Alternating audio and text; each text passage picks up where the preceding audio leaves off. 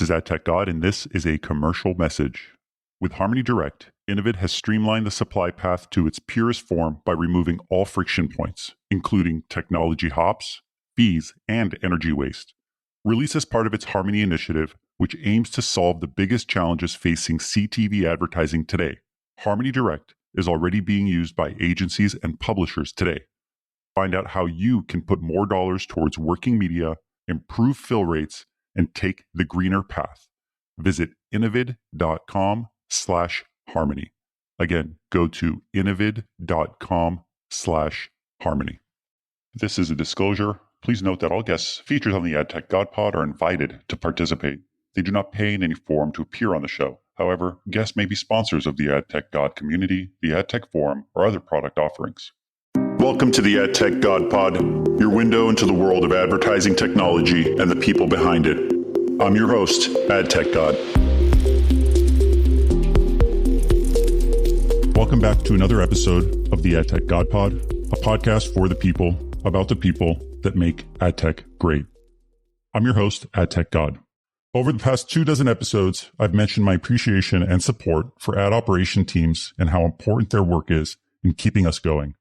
It's often the side of the business where individuals and operations leaders are not recognized publicly, and I hope to change that today. I'm really excited to introduce today's guest, Jarred Wilichinsky, who is the Senior Vice President, Global Digital Ad Operations at Paramount. Over the past 4 years, Jarred has been running ad operations teams for Paramount and previously spent 15 years at CBS Interactive in multiple roles, starting as traffic coordinator and moving his way up to Vice President, Video Monetization and Operations. It isn't hard to see that Jarred's commitments to leadership, technical knowledge, and best-in-class ad operations teams is what brought him to where he is today. I'm super excited to meet Jarred on today's pod. Jarred, welcome to the AdTechGod pod. Super excited to be here. I am super happy you accepted. I know we've interacted quite a bit. I know we have a lot of mutual friends, so I am happy that you and the company has approved you to be here. This is going to be a fun chat today. Yeah, I can't wait. Let's do it. So I start every podcast the same way. You obviously have an amazing background in ad operations. You've worked for, industry leading companies. How did you get started in this industry and what was your journey to get here? I don't want to say I'm unique, but this is still my first job out of college. So I started in 2004 at sportsline.com, more or less my hiring manager, the infamous Dave Murnick, was kind of going through what this job is. He's like, what's a banner? And I'm going to just be me. And I'm like, what the fuck is a banner?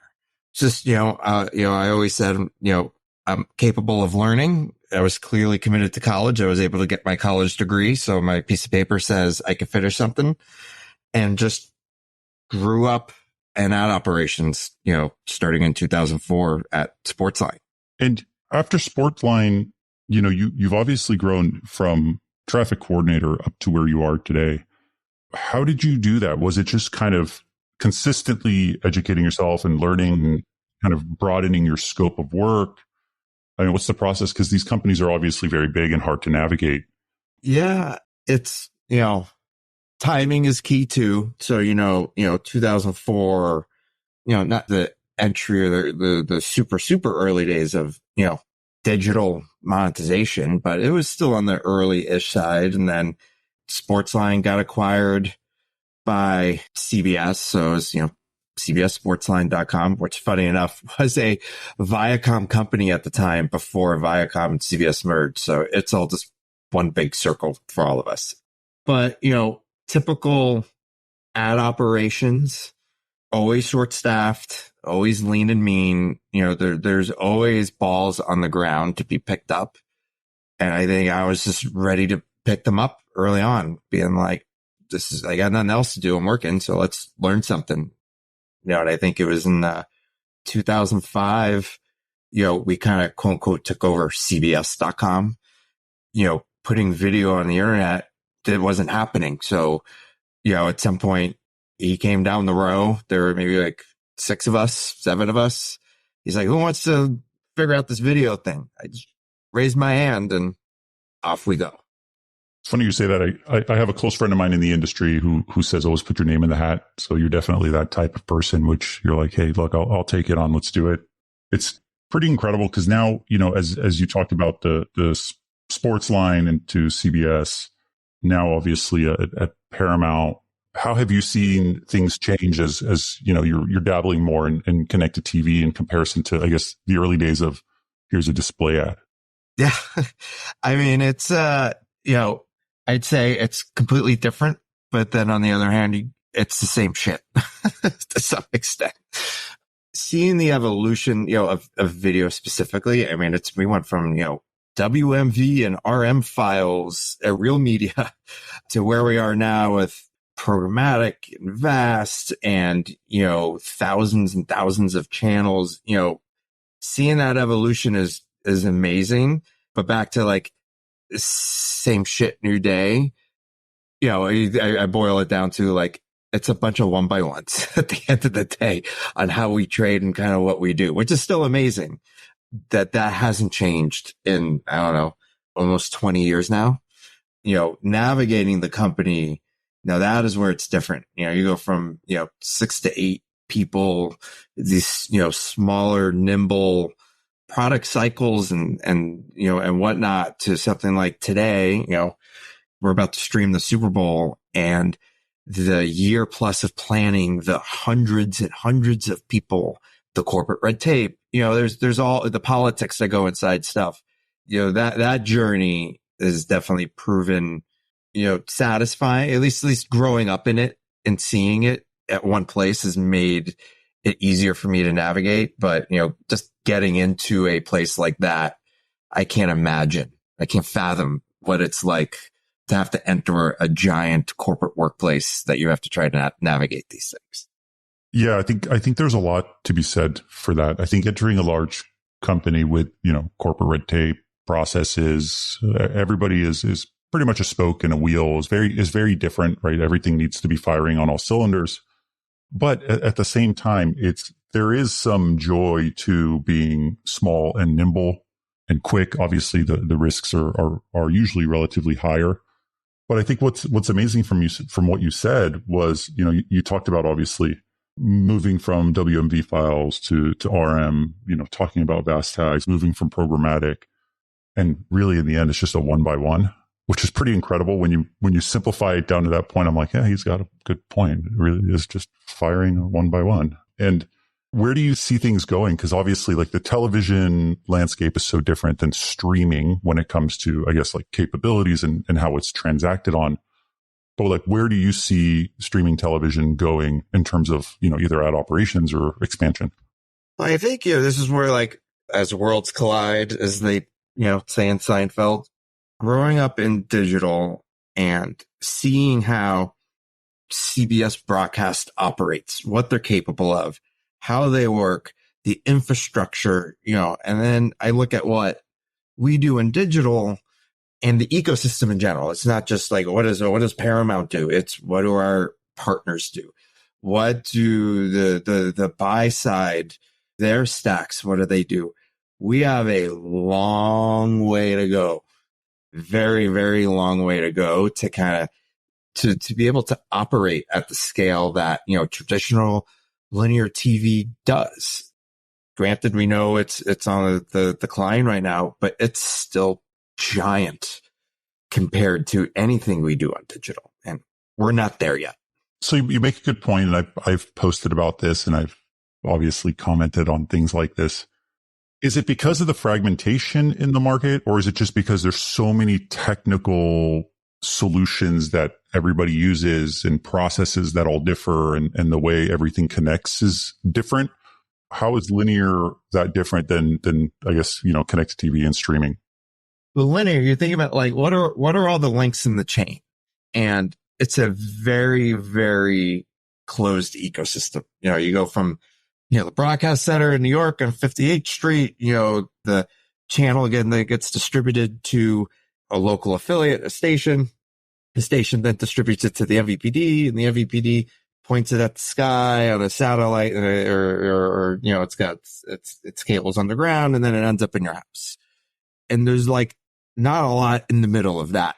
chain and they could deliver it to, Super Bowl 100 million plus households or whatever it is. And it just works.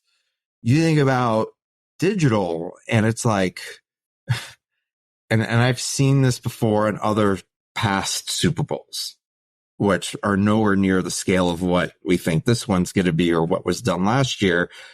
Like, we're always afraid we're going to break the internet. Doing dynamic ad insertion or, just even the bare bones of, what would be, you got to call an ad server. It's got to do its decisioning. It's got to return this stuff. It can't handle TV scale. It can't. And, if you try to think you're going to I'm going to start throwing bid requests on top of it and go to a DSP, none of it's really built for TV scale. So even though the fragmentation's great, you just have so many other companies involved that you throw so much capacity at all of them at the same time.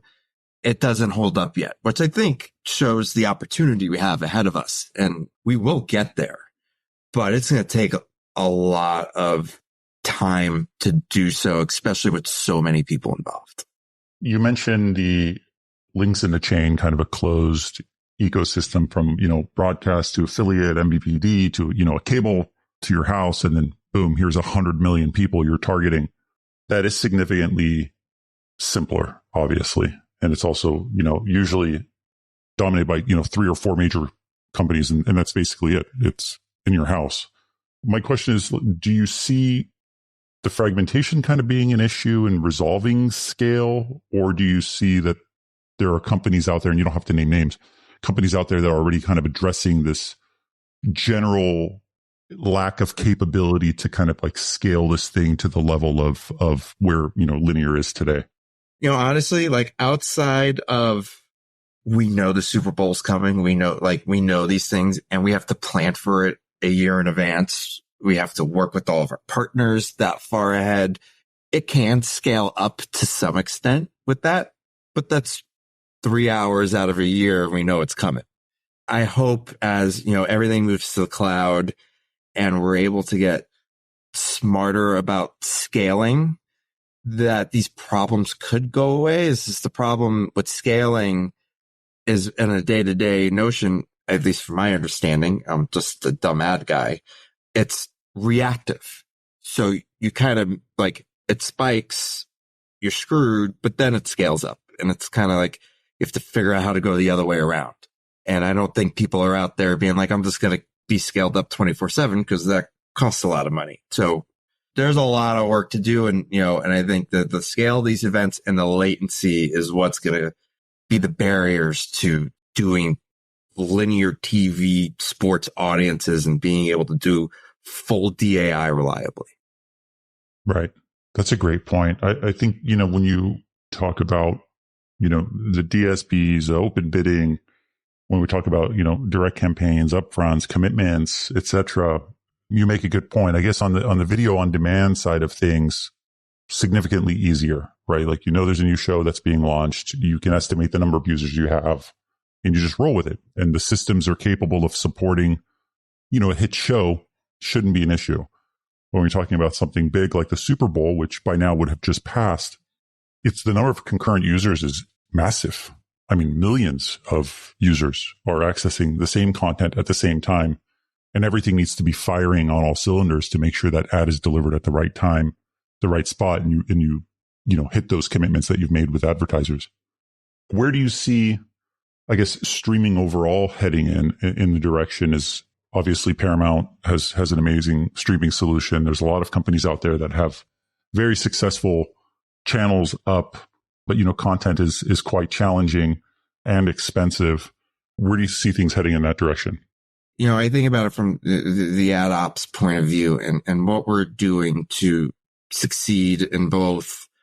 It's maximizing revenue while maintaining a TV-like user experience. I think you've seen me rant, or the industry has seen me rant over and over again about, we have a responsibility not only to, maximize the revenue for the companies we work for, of course, but at the end of the day, our fans and users, they need to have a good experience too. So, as we move into more automation, more programmatic, more self-service tools that, a lot of the big streamers have launched, we're always going to find a way to, all money's green, and we're always going to find a way to take it and to make the transaction as easy for our partners. But a lot of the effort in going to like perfecting the automation is also perfecting the user experience. And I think that there's a lot of good work the IAB Tech Lab's trying to do in order to fix it. Because if we want to maintain streaming growth, like at the end of the day, it still has to work like TV.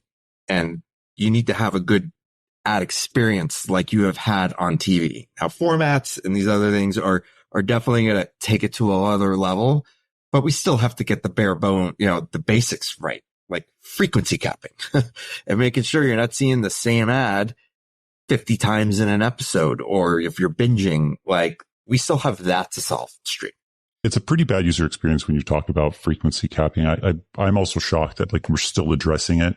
But again, I think with quote unquote demand coming in from multiple partners, different integration types, it's really tough to control, even though if you step back and you think about it, it's pretty easy. But for some reason, it's still a pain in our sides. Like it's really quite annoying when you see multiple ads either back to back is one problem. I find that like way more annoying than seeing the same ad, within an hour 8 times.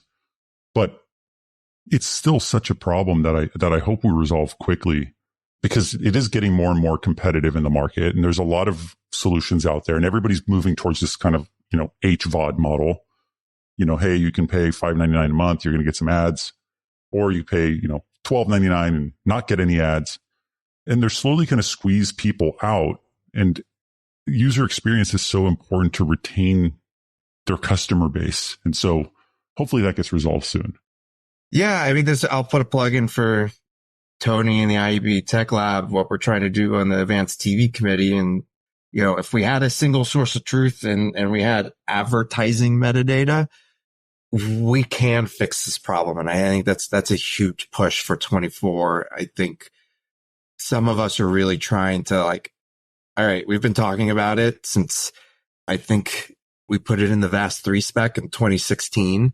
It's been 8 years. It's time to execute and really start stressing this. And, the tough part is it needs cooperation. It's not just ad tech.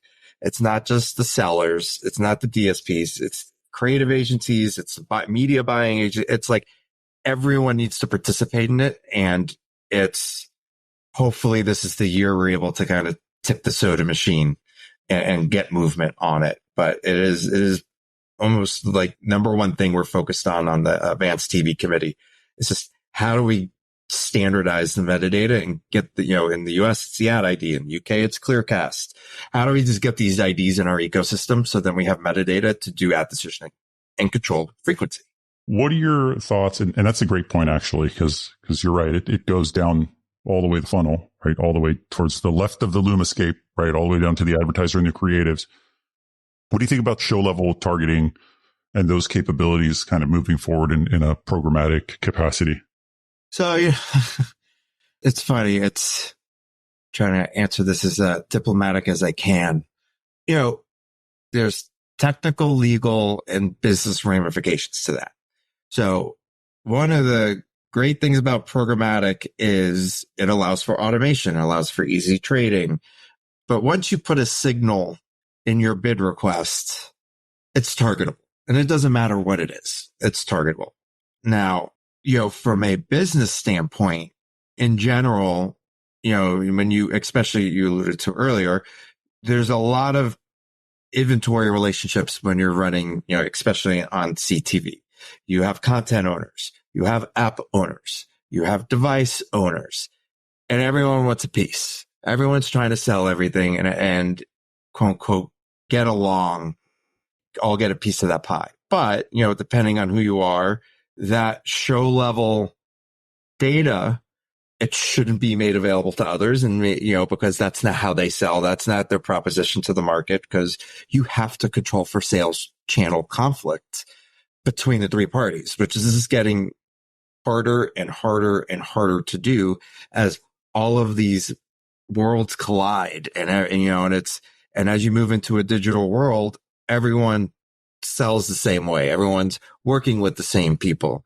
You think about supply path optimization becomes like an even bigger, point of contention between everyone because everyone technically has a piece of it. So when you put in something like show targeting, who gets the rights to do that is one thing. And I didn't even bring up the big part of show level targeting, especially in when you given that signal out is you have, VPPA that it makes it illegal to do. Because when you combine identity and what you're watching, you're breaking the law.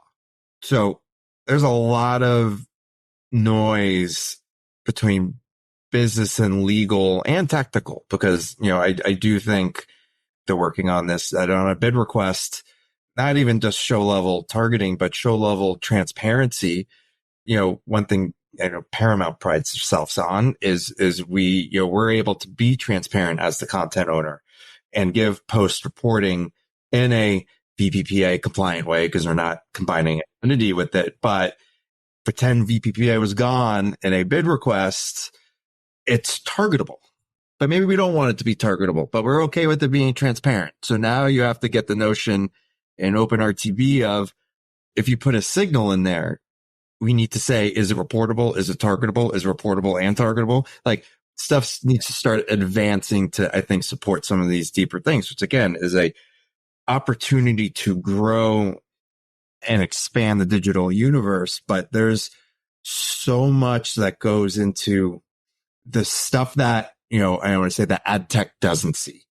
Carriage agreements and all these other BD deals that happen. There's a lot of untangling the web to even get to how do you do this and how do you do this programmatically and all these other things. There's so much that goes into it.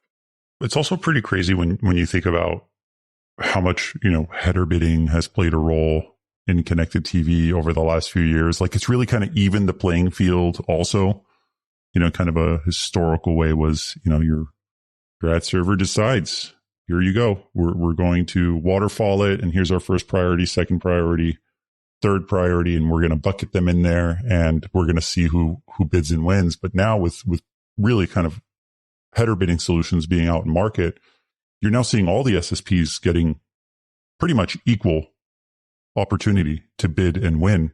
So you're finding the ad servers themselves are not as capable in controlling what is transacted through their own, programmatic pipes, but it's now kind of available in market for anyone who has a really strong buying team or selling team. So it's interesting. I love the way the streaming world or connected TV world just continues to adapt. And I think, you say like, we have a long way to go.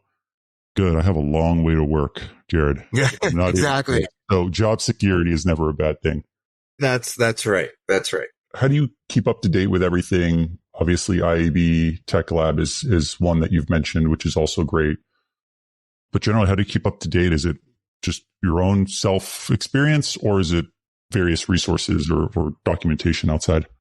It's two major things. The benefit of working at Paramount, which, we have been doing a lot. We've been doing a lot of this stuff first for over a decade. I mean, we launched CBS All Access in 2004, which had AVOD, it had ad free, had limited commercials. We've been doing prior to, Viacom CBS merging with Pluto, we were doing a version of FAST. We weren't a FAST service, but we had, CBSN and, CBS Sports HQ. We've been doing these for, I want to say pioneers, but we were super early to that. Shoot, we were doing digital originals in 2006 on CBS InterTube, which some of that stuff's still on YouTube, funny enough, on that old CBS channel. Like, we've always been at the forefront. It was March Madness on Demand versus now MML. This is my 5th Super Bowl. So it's like always been, I got to figure it out mentality. I've had that benefit. And then the other big thing, which I always encourage anyone who works for me or any of my peers or anyone that's just looking for advice is like IAB Tech Lab, like anytime you could get on a working group and try to figure out the tech stuff, you're always going to have an advantage. You're always going to have influence. It's amazing how quiet it is on some of these working groups and calls. And it's like pulling teeth to get people to participate. You could grow up fast and, figure it out by just speaking up a little bit on those calls, which I know could be intimidating, but it's a great opportunity for people. You know what's intimidating, Jarred, is having a podcast. I think I'd feel a lot more comfortable talking to 10 people in a closed room. This has been amazing, Jarred. I want to thank you. I want to thank Paramount for having you here. This was super insightful, and I appreciate your time. Yeah, of course. No, and thank you for having me. And I love being in your Slack instance. I don't know. I always try to speak up and just try to help anytime I see questions up. I've noticed that. Thank you. Thank you for being so active in there and helping out where you can. Awesome. I'll speak to you soon. Okay, great. Thanks for tuning in to another episode of the AdTechGod Pod, a podcast for the people about the people that make AdTech great. Stay connected with me for more insights, trends, and interviews in the realm of AdTech. Don't miss out on our latest updates, so follow me on X, Instagram, and connect with me on LinkedIn. Don't forget, ATG Slack community has insights, networking opportunities, and jobs. Keep the conversation going and stay at the forefront of AdTech innovation.